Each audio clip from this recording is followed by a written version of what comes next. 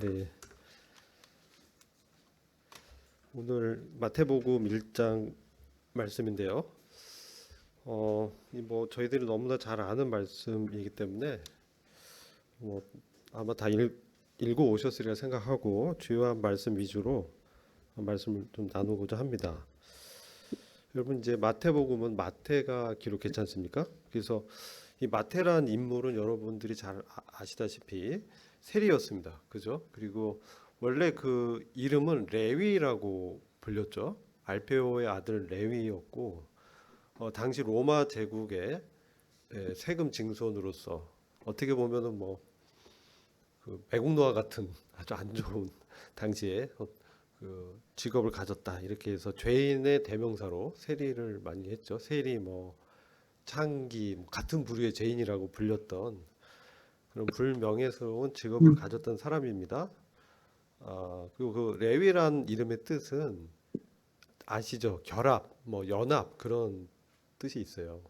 근데 이 레위가 마태가 그러니까 회심하기 전에 마태가 주님을 만나게 되면서 이제 주님 나를 따르라 했을 때 이제 마태가 다 버리고 주님 따르게 되잖아요. 그러면서 아마도 그의 이름을 마태라고 이렇게 개명을 한 것 같아요. 그래서 마태라는 이름의 뜻은 하나님의 선물이란 뜻이라고 합니다. 그래서 그가 그 예수 그리스도를 만나면서 정말 그의 인생에 있어서 하나님의 그 은혜가 무엇인지, 하나님의 선물이 정말 무엇인지, 인생의 어떤 정말 그 복이 무엇인지를 그가 이제 깨닫게 되었다 이렇게 생각할 수 있고요. 그리고 당시 지상의 가장 강대한 왕국은 이제 로마였잖아요. 그래서 로마 제국이었잖아요. 로마 제국의 충실한 종이었죠. 마태. 근데 그가 회심하면서 마태복음에 보면 왕국이라는 단어가 많이 나와요. 킹덤. 그래서 어떻게 보면 주제어가 왕국으로도 이렇게 보시는 분도 있는데 특별히 뭐 하늘의 왕국, 킹덤 오브 헤븐 이렇게 말씀합니다. 그래서 로마보다 더 훨씬 더 위대한 하나님의 왕국에 대해서 그가 그것을 봤다는 것이죠. 그래서 그 인생을 바꾸는 예수 그리스도를 만난 그런 기록을 하고 있고요. 이게 저희가 아시다시피 이 복음서가 네 개 있잖아요. 마태, 마가, 누가 이렇게 세 복음서가 공간 복음서고, 그다음 요한복음은 약간 성격이 달라요. 그래서 역사적 어떤 시대 순으로 기록되지 않았고, 또 강조점이 다 다릅니다. 마태는 유대인의 왕으로 오신 예수 그리스도에 대한 복음서, 특별히 이제 유대인을 대상으로 기록했다 이렇게 많이 말씀을 하고요. 마가복음은 뭡니까? 종으로 오신 그리스도께서 섬기기 위해서 오셨다. 그래서 종으로 오신 예수 그리스도를 조명해주고 있고, 이제 누가복음은 인자로 오신 예수 그리스도, 사람의 아들로 오신 그분에 대해서 누가가 사도행전에 이제 기재가 동일하죠. 누가가 또 기록한 그런 복음서고요.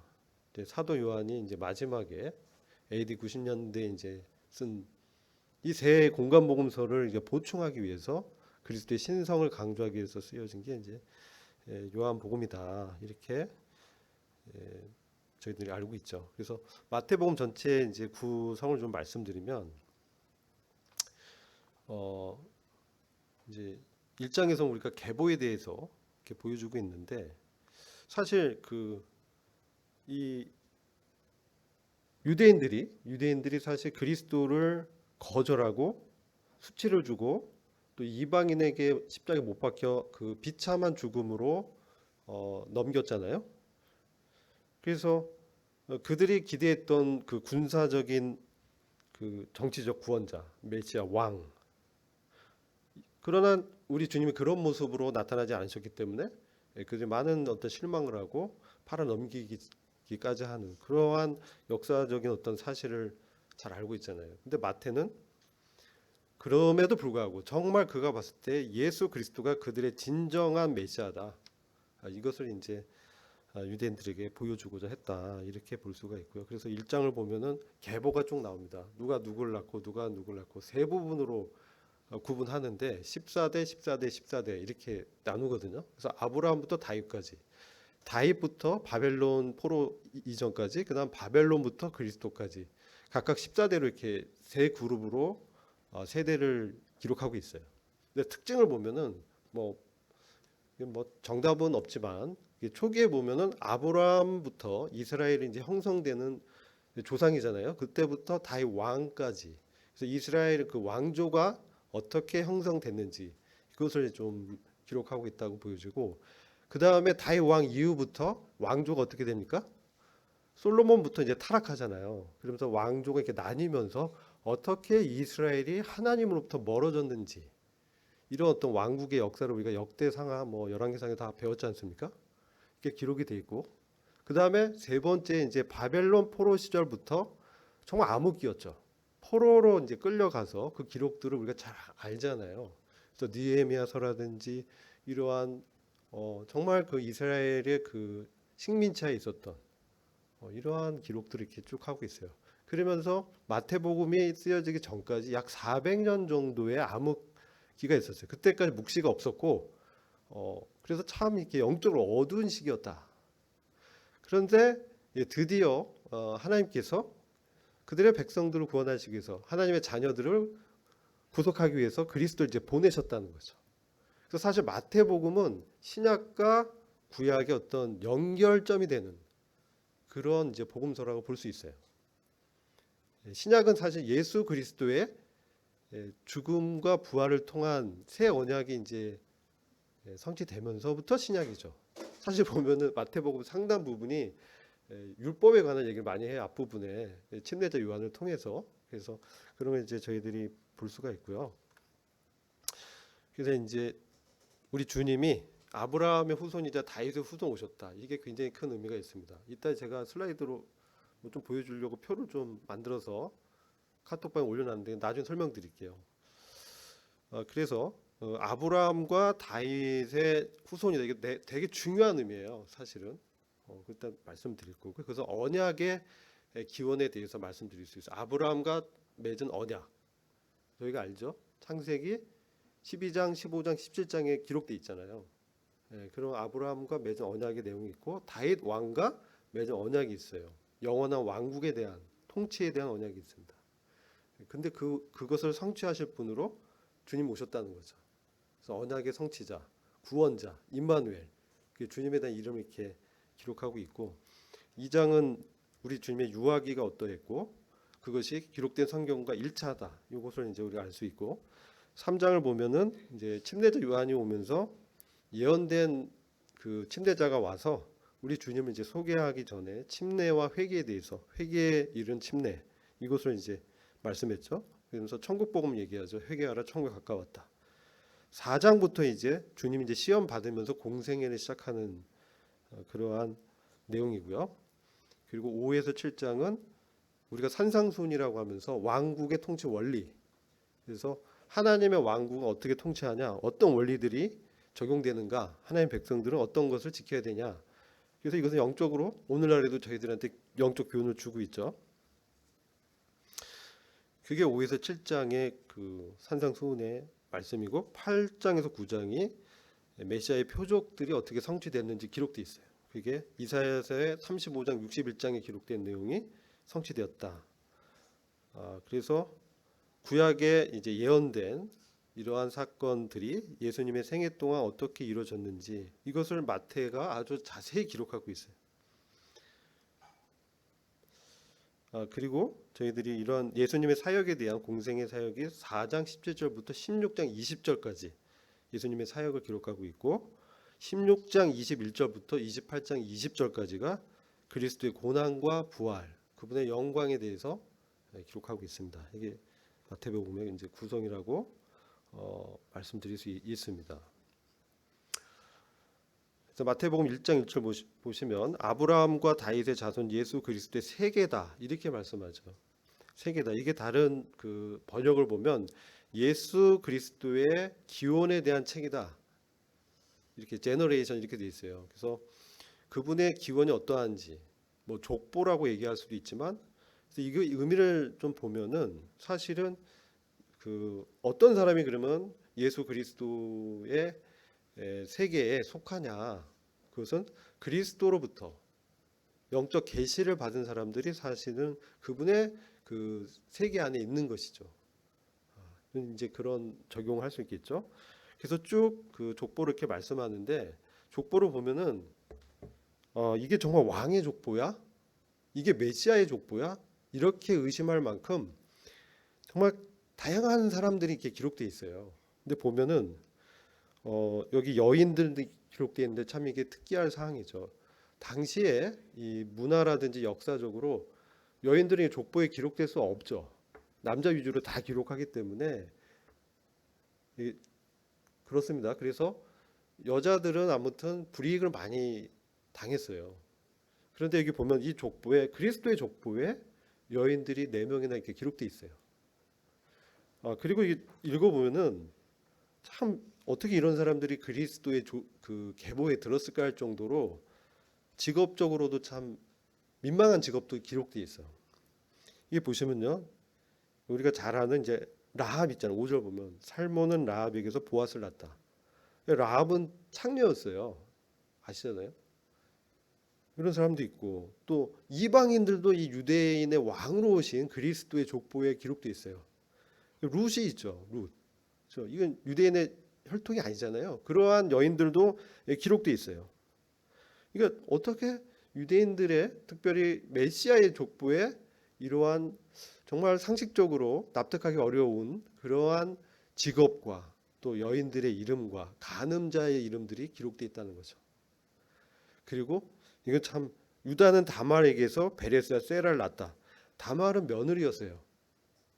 시아버지와 며느리 간의 관계를 통해서 예수님의 족보에 나오는 그 사람들이 태어난 거예요. 여러분 어떻게 생각하십니까? 이런 왕의 족보가 있을까? 그러니까 막 역사학자도 어떻게 하겠어요? 다 바꾸겠죠. 그 역사가 뭐 정말 사실이냐, 그 당시 기록이다 이렇게 한 사람도 있지만 우리는 이것을 봤을 때 정말 가감 없이 하나님께서는 드러내시고 보여주고 있다. 그러면서 하나님의 은혜가 얼마나 넓은지, 그분의 세계가 어떠한지, 그분이 어떠한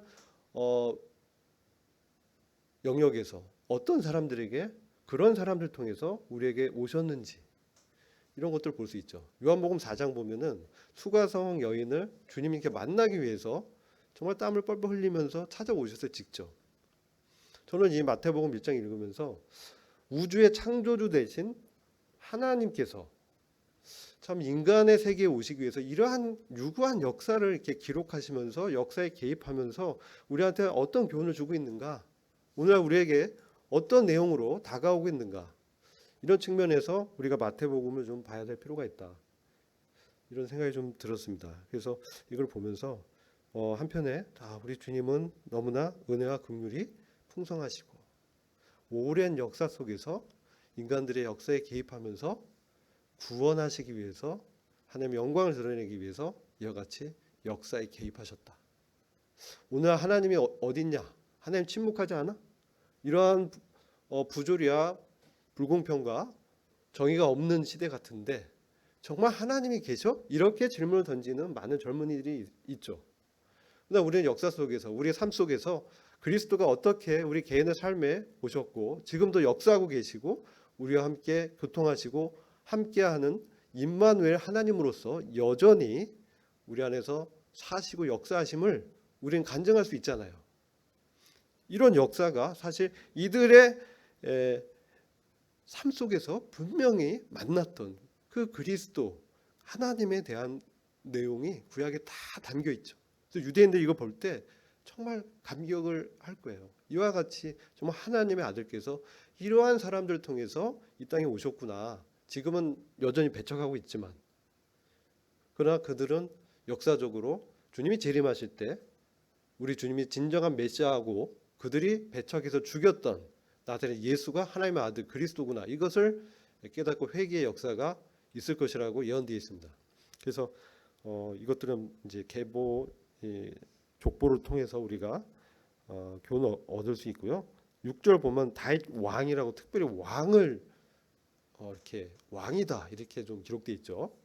그래서 유다 지파의 사자 다윗의 후손이 이제 여자의 후손으로 오셔서 사단의 죄와 사망의 권세를 깨셨다는 게 사실 이제 우리가 창세기 3장 15절에서 보는 오리지널 원복음이잖아요. 그래서 그러한 복음의 기원에 대해서 우리가 또 알 수가 있죠. 여러분 이제 우리 주님이 히브리서 10장을 보면 예비된 몸으로 오셨다고 기록되어 있어요. 시편 40장에도 주님이 그런 한 몸으로 예비된 6월절 어린 양으로 오셔서 이제 그 짐승의 제사로 해결할 수 없었던 죄의 문제를 완전히 해결하셨다. 이것을 우리가 잘 알잖아요. 그죠? 근데 사실은요. 창세기 6장 1절부터 읽어보면은 홍수 심판 이전에 왜 하나님께서 홍수를 통해서 역사적으로 이전 세대, 옛 세대의 인류를 심판하셨는지가 기록되어 있어요. 여러분 아시죠? 하나님의 아들들이 자기 좋을 대로 사람의 딸들을 취하면서 이 땅의 죄악에 관영했다. 이렇게 기록하고 더 이상 하나님의 영이 사람과 다투기를 이제 다투지 않으시고 육체가 됐기 때문에 떠나신 하나님의 영이 하나님의 신이 인간에게서 떠나버린 그래서 인간이 완전 육체가 돼버렸다 이렇게 말씀하고 있잖아요. 뭐 여러 가지 해석합니다. 이 하나님의 아들들이 누구고 그렇지만 중요한 거는 그 문자적으로 봤을 때 하나님께 속했던 존재가 자신의 어떤 정욕과 이 세상의 그 가치관대로 살았을 때 자기 좋을 대로 이제 여자들 취해서 했을 때 하나님께서 그 세대를 심판하셨다는 거죠. 그래서 육체가 돼버린 인류를 그 다음에 노아부터 새로운 그 세대가 시작하잖아요. 노아부터 새로운 어떤 노아를 통한 인류가 시작됐지만 여전히 다 실패했다는 거죠. 그렇죠. 그들이 다 실패했어요. 노아 자체도 실패했고요. 그러니까 인간의 역사는 실패의 반복이었고 하나님의 역사는 그 인간의 실패에 개입해서 실패한 인간을 구원하는 역사가 기록되어 있어요. 구약의 역사가. 그러면서 또한 심판이 있었다는 거죠. 이게 반복이 됐습니다. 거기에서 하나님께서 한 사람을 부릅니다. 이게 아브라함이었어요.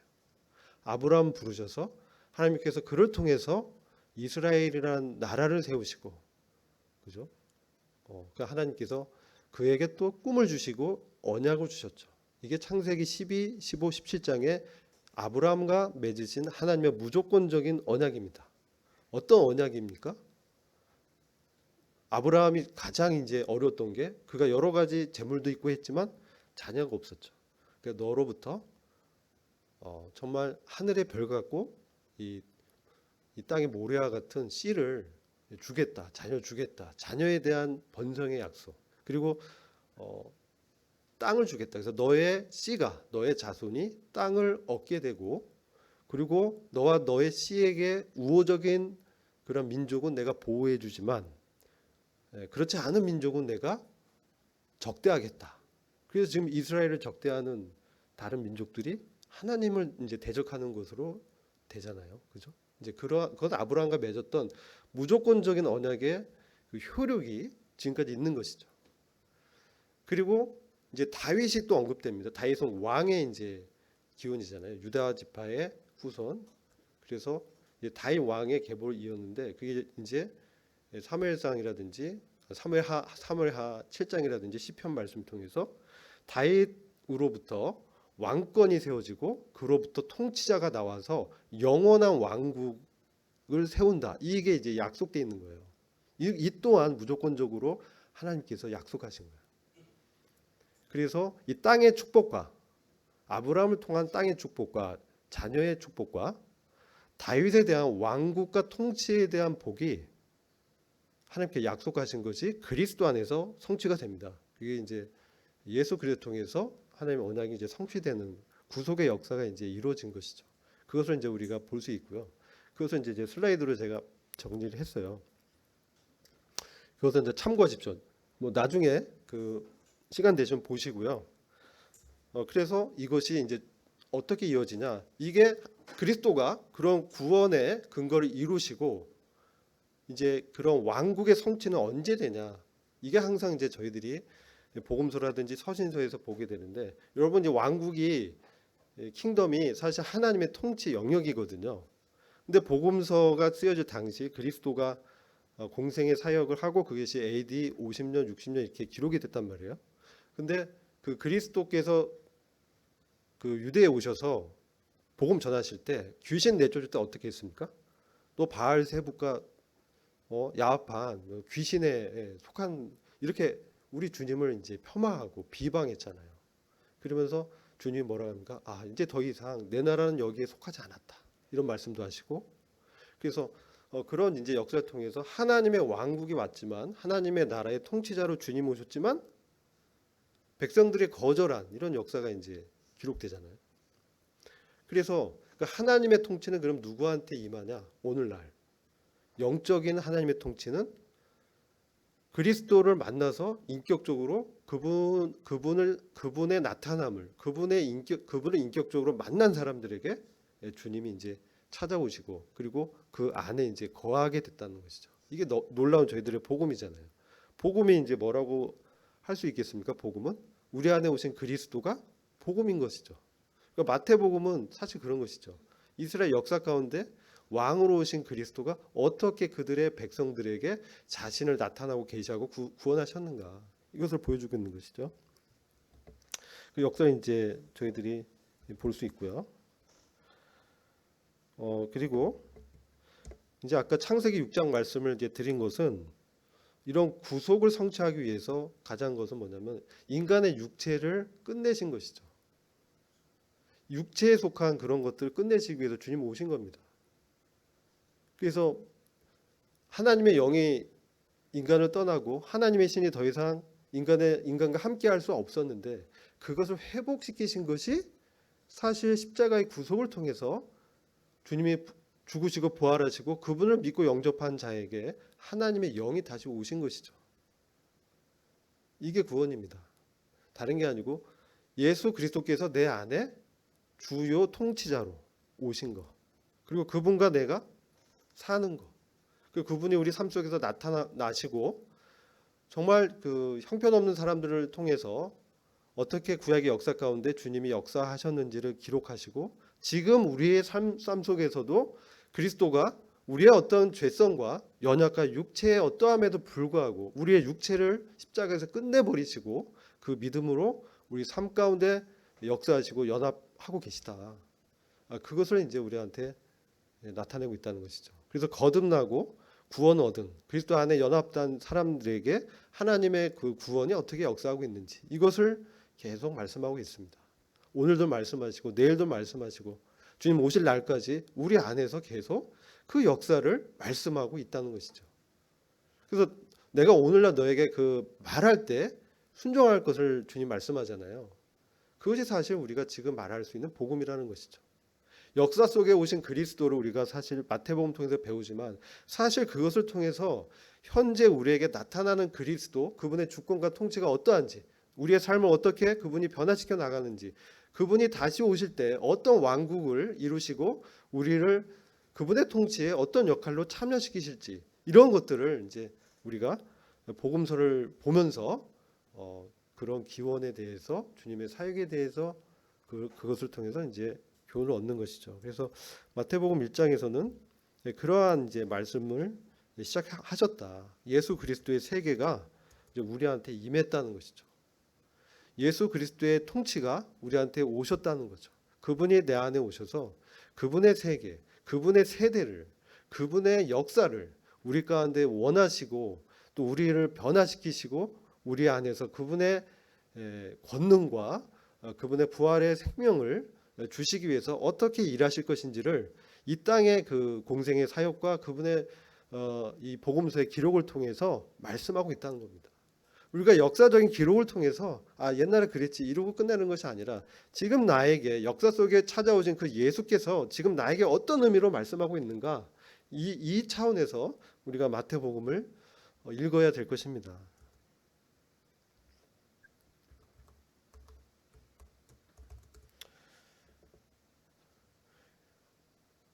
그리고 우리가 참 다 이해하지 못하는 이 성육신의 신비가 또 기록되어 있죠. 그래서 성령으로 수태된 이 우리 주님에 대해서 말씀하고 있죠. 성령으로 잉태된 우리 주님의 역사에 대해서 또 말씀하고 있습니다. 그래서 성육신의 그 신비에 대해서는 정말 뭐 우리가 한 시간에도 다 할 수 없는 놀라운 하나님의 계획과 경륜이 있는데요. 여러분 이제 성육신이 사람들 믿지 않잖아요. 어떻게 남자 없이 여자가 혼자 아이를 낳을 수 있냐, 그렇죠? 근데 그러나 그것을 우리가 이해할 수는 없지만 믿음으로 계시로 우리가 그것을 받아들이잖아요. 그래서 오늘날 뭐 과학이 발달하고 논리가 발달한다 할지라도 하나님의 말씀은 계시의 영역이라고 보입니다. 그래서 믿음을 통해서 우리가 이제 받아들이는 것이죠. 그래서 우리가 성육신 하신 그리스도를 우리가 주와 구주로 받아들인 그것이 우리 지금 삶 속에서 우리의 생명이 되는 거죠. 그리고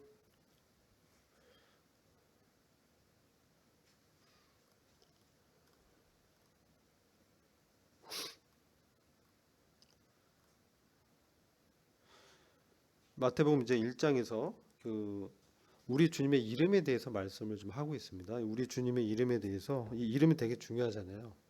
이름에 그분의 어떤 사역이 담겨 있고 어떤 일을 하실 건지를 말씀하고 있는데 21절과 23절을 보면 두 가지 주님의 원대한 사역에 대해서 저희들한테 말씀해 주는 게 그분이 자기 백성을 저희 죄에서 구원할 자다. 이렇게 21절에 말씀하시고 23절에서 그분이 자기 백성들과 함께 거하시는 임마누엘 하나님이시다. 이렇게 이제 두 가지 이름을 말씀합니다. 그래서 우리가 이제 우리를 죄에서 구원할 구원자로서의 예수를 우리가 만나잖아요. 그죠? 근데 또 한편에서는 그 주님의 이름의 그 의미로 임마누엘은 뭐냐면 장막을 치다. 이런 뜻입니다. 장막을 치고 그 함께 사는 건데 에베소서 3장 17절 보면 믿음으로 그리스도께서 너희 안에 거하게 하옵시고 이거 바울이 기도합니다. 이게 믿음으로 그리스도께서 우리 안에 장막을 치시고 임마누엘 하시고 그런 의미입니다. 이게 어떤 의미냐면은 매우 중요한 구원의 의미를 말씀하는데요. 우리가 주님을 구원자로서 우리 죄에서 구원할 구속주로만 알면 안 된다는 것이죠. 우리 주님은 어떻게 알아야 되냐? 우리 주님은 우리 안에 오신 그리고 함께 계시는 통치자라는 뜻입니다. 손님으로 오신 게 아니고 왕으로 오셨다는 거예요. 우리를 다스리고 우리 삶을 주관하시기 위해서 들어오신 분입니다. 그래서 우리가 주님의 이름을 이렇게 우리가 전도할 때 죄에서 구원할 자입니다. 이거 당연히 구속주로서 구원자로서의 주님을 당연히 말씀해야 되지만 또 한편에 우리의 삶에서 역사하는 임마누엘 하나님으로서 통치자로서 주관자로서의 예수에 대해서 말씀해야 됩니다. 오늘날 복음의 그 역사가 또 구원의 능력이 또 구원 이후에 삶의 능력이 왜 이렇게 우리가 활동력이 없어지고 이런 매너리즘에 빠지기도 하고 약해질까? 한편에 우리가 구원자 되신 주님에 대해서 그분의 은혜에 대해서 알지만 우리 안에 다스리고 통치하시는 살아서 역사하시는 임마누엘 하나님이신 주님에 대한 계시가 우리가 부족한 것이 아닌가 이런 생각을 하게 됩니다. 저의 삶에서도 그렇고 우리 기독교계를 봐서도 그렇고 그래서 우리가 복음 전할 때 그러잖아요. 회개와 믿음에 대해서 얘기하지 않습니까? 회개, 회심. 무엇이 먼저냐, 뭐라고 할 수는 없지만 우리가 믿었다 할 때, 회심했다 할 때, 회개했다 할 때 바로 그 주님의 어떠하심에 대해서 우리가 복음을 전하고 또 그런 삶을 살아야 되겠죠. 그래서 마태복음 1장 보면 그런 주님의 이름에 대해서 우리한테 말씀해 주시면서 우리의 복음이 한 측면만 얘기할 것이 아니고 당연히 주님의 주권과 그분의 거하심에 대해서 그분이 우리 안에서 사신다라는 이런 것이 당연히 우리가 복음을 증거할 때 간증을 하고 전달해야 될 중요한 메시지라고 생각합니다. 그리고 그것이 없다면 우리 자신이 정말 어떻습니까? 너가 믿음에 있는지 너희 자신을 확증하라고 하잖아요. 시험해 봐라. 그래서 오늘날 모르겠습니다. 제가 이게 저 분별이기도 하지만 많은 그 복음 전도자들이 이런 분별을 하잖아요. 우리가 주로 고백하지만 우리 삶 속에서 임마누엘 되시는 그리스도와 동행하면서 나타나는 우리의 어떤 열매들이 없다면 정말 우리가 믿음에 있는지를 정말 확증해 봐라. 정말 돌이켜 봐라. 너가 구원 받았는지 안 받았는지 그걸 얘기하는 게 아니죠. 우리가 그런 열매 맺는 삶을 살고 있는지, 우리를 부르시고 구원한 목적이 무엇인지를 돌이켜 보라는 말씀이잖아요. 그래서 저는 이제 이것을 이렇게 보면서 마태복음 1장 이제 마무리하면서 우리 삶 속에 오신 그 그리스도가 얼마나 위대하고 존귀하신 분인가. 우리가 그분의 이름을 알고 믿는다고 하는데 그분의 이름의 뜻대로 우리가 그분을 섬기고 함께 동행하고 그분을 정말 주권자요 통치자로 믿고 지내고 있는지 이런 것들을 돌이켜 보기를 원하는 것입니다. 그래서 날마다 우리가 주님, 그 주님이 내 인생에 개입하기 위해서 오셨다는 거죠. 그런데 요한계시록 3장을 보면 라오디게아 교회에 대해서 우리 주님이 문 밖에서 두드리고 있는 정말 안타까운 오늘날 말세의 배도교회에 대한 모습들이 예언되어 있습니다. 실제적으로 그런 상황들이 많이 나타나고 있죠. 그런데 이것은 어떤 교회 단체적인 문제이기도 하지만 우리 개인의 문제일 수 있다는 거죠. 예수 그리스도의 이름, 그 위대한 임마누엘 되신, 우리가 골로새서 1장 보면요, 우리의 영광이 소망이 무엇인가? 우리가 구원 얻어서 은혜를 누리고 정말 해피한 삶을 살고 이 땅에서 번성하고 그런 삶을 우리가 살라고 주님이 우리를 구원하신 거 아니잖아요. 그것 하나의 2차적인 부수적인 어떤 열매로 있을 수 있지만 그렇지 않은 삶도 많고, 정말 구원의 목적이 무엇인가?